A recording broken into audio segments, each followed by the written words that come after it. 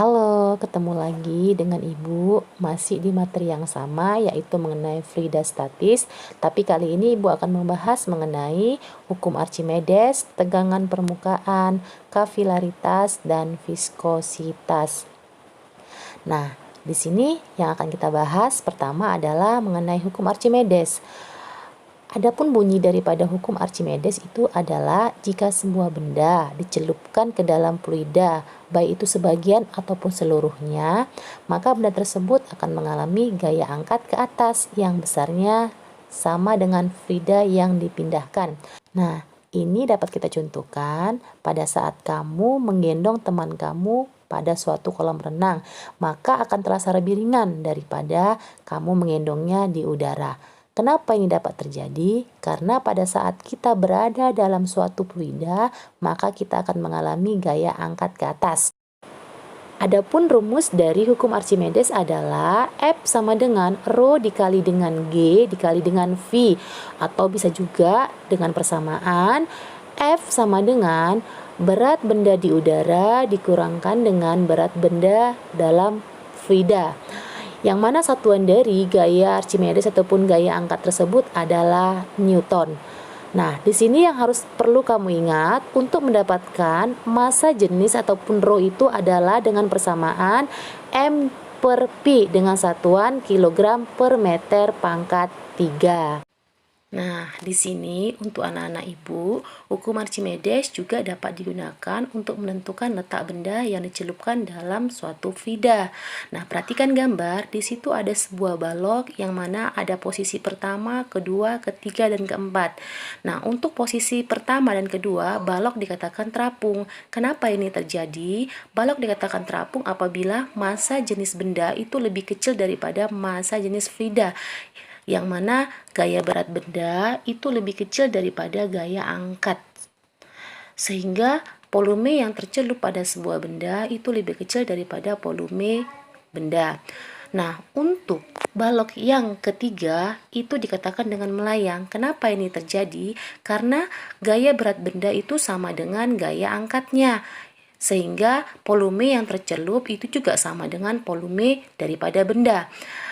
Hal ini terjadi karena massa jenis benda itu sama dengan massa jenis fluida.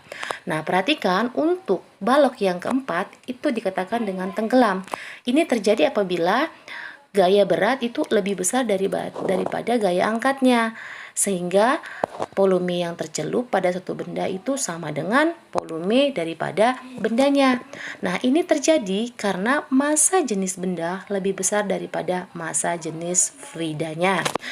Nah, sekarang perhatikan contoh soal yang sudah Ibu buat.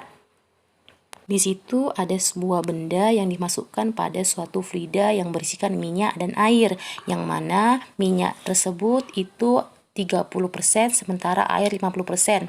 Pertanyaannya, tentukanlah massa jenis daripada balok ataupun benda yang dicelupkan ke dalam minyak dan air tersebut. Nah, untuk menjawabnya perhatikan di situ karena sistem dalam keadaan seimbang, sehingga di situ dapat kita buat persamaannya. W sama dengan gaya angkat yang pertama ditambah dengan gaya angkat yang kedua.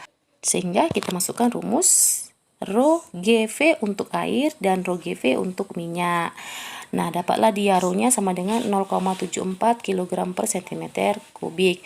Atau dapat kita cari juga dengan menggunakan persamaan yang kedua. Cara yang kedua yaitu langsung aja Rho sama dengan 50% Rho air ditambah 30% Rho minyak, sehingga dapat juga hasil yang sama yaitu 0,74 gram per cm kubik. Untuk contoh yang kedua, bisa anak-anak Ibu perhatikan di layar dan Ibu anggap semua anak-anak Ibu bisa, karena ini kasusnya hampir sama dengan contoh soal yang pertama, tetapi di sini hanya satu fluida saja. Nah, Selanjutnya, di sini Ibu akan membahas mengenai tegangan permukaan, viskositas, dan kapilaritas. Pernahkah kamu melihat seekor nyamuk yang tidak tenggelam pada permukaan air? Dan pernahkah kamu mencoba sebuah silet kamu masukkan dalam fluida dan dia tidak langsung tenggelam? Nah, contoh-contoh yang Ibu sebutkan tadi itu merupakan contoh dari peristiwa tegangan permukaan. Yang mana tegangan permukaan itu adalah gaya atau tarikan ke bawah yang menyebabkan permukaan cairan berkontraksi dan benda dalam keadaan tegang. Nah, di sini tegangan permukaan dapat ditentukan dengan persamaan gamma sama dengan F dibagi dengan D, di mana gamma itu sendiri adalah tegangan permukaan dengan satuan Newton per meter, sementara D itu adalah panjang permukaan dengan satuan meter, dan F itu adalah gaya tegangan dengan satuan Newton.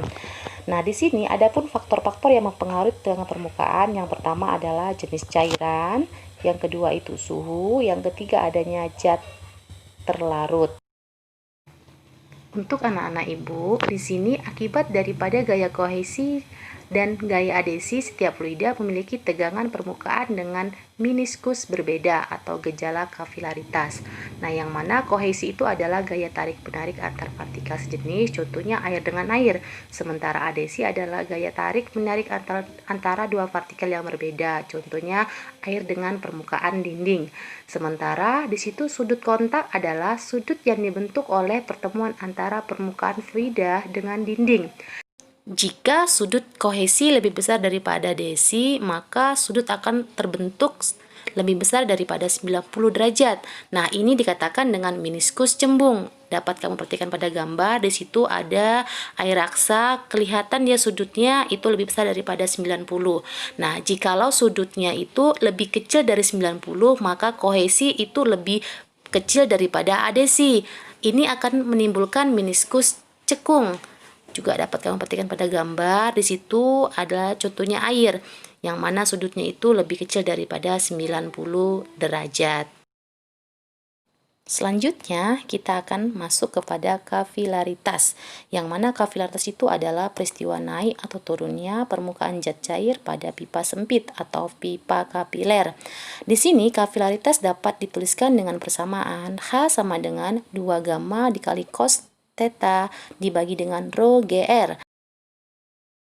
Adapun manfaat daripada kapilaritas antara lain adalah naik minyak tanah melalui sumbu kompor. Kemudian sifat menghisap cairan beberapa benda, kain, dan kertas isap. Kemudian naiknya air dari akar menuju bagian atas daun-daun melalui pembuluh kayu dalam batang kayu. Untuk contoh, di sini sudah Ibu lampirkan. Nah, perhatikan di situ ada sebuah pipa kapiler yang sudut kontaknya diberitahu, kemudian jari-jari pada pipanya juga sudah ada dan tegangan permukaannya sudah ada. Di situ dia ditanya berapakah ketinggiannya. Nah, untuk menjawab ketinggiannya kita gunakan persamaan yang sudah Ibu terangkan di awal tadi. Nah, Ibu anggap anak-anak Ibu semuanya sudah bisa karena tinggal memasukkan nilai-nilai yang ada pada soal. Untuk pembahasan yang terakhir pada fluida statis ini adalah mengenai viskositas, yang mana viskositas itu sendiri merupakan ukuran yang menyatakan kekentalan dari suatu fluida.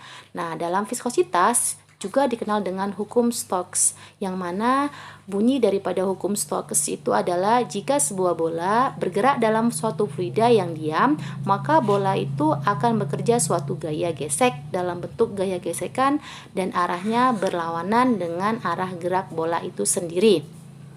Di sini adapun persamaan daripada hukum Stokes itu adalah Fs sama dengan 6 dikali V dikali dengan R dikali dengan eta dan dikali dengan V. Nah, keterangannya juga sudah ada pada gambar, yang mana Fs adalah gaya gesek dengan satuan Newton, R adalah jari-jari dengan satuan meter, eta adalah koefisien viskositas dengan satuan kilogram per meter sekon, sementara V itu adalah kecepatan dengan satuan meter per sekon. Nah, di sini juga sudah Ibu lampirkan sebuah contoh.